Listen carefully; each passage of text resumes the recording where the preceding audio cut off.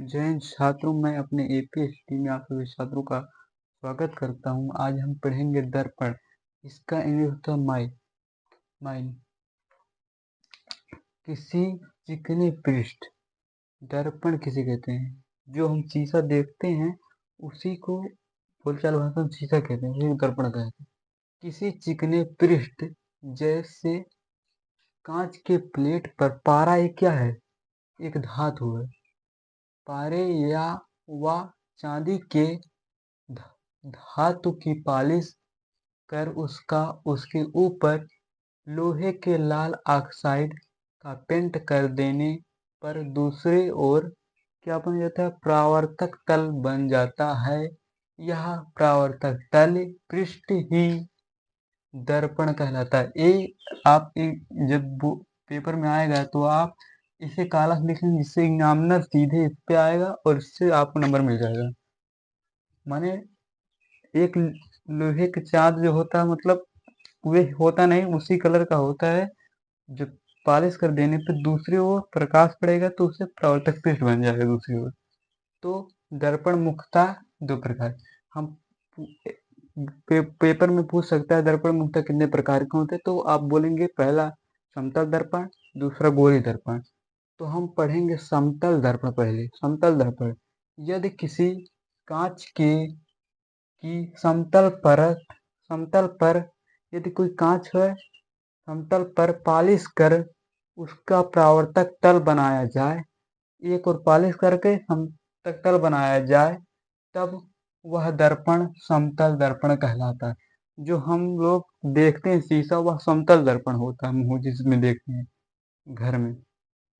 Number दूसरा गोली दर्पण। गोली दर्पण में किसी खोखले गोले को एक हिस्से को काटकर, किसी खोखला गोला हो, मान लीजिए ऐसा हो, इसे एक ओर से काट दें। काटने पर उसकी एक ओर पृष्ठ पर पॉलिश कर दें, दूसरी ओर क्या बन जाएगा? परावर्तक तल बन जाएगा। एक ओर पॉलिश करेंगे, दूसरी ओर परावर्तक तल बनेगा। दर्पण को गोली दर्पण कहते हैं। गोली दर्पण निम्नलिखित दो प्रकार के, एक अवतल होता है, एक उत्तल।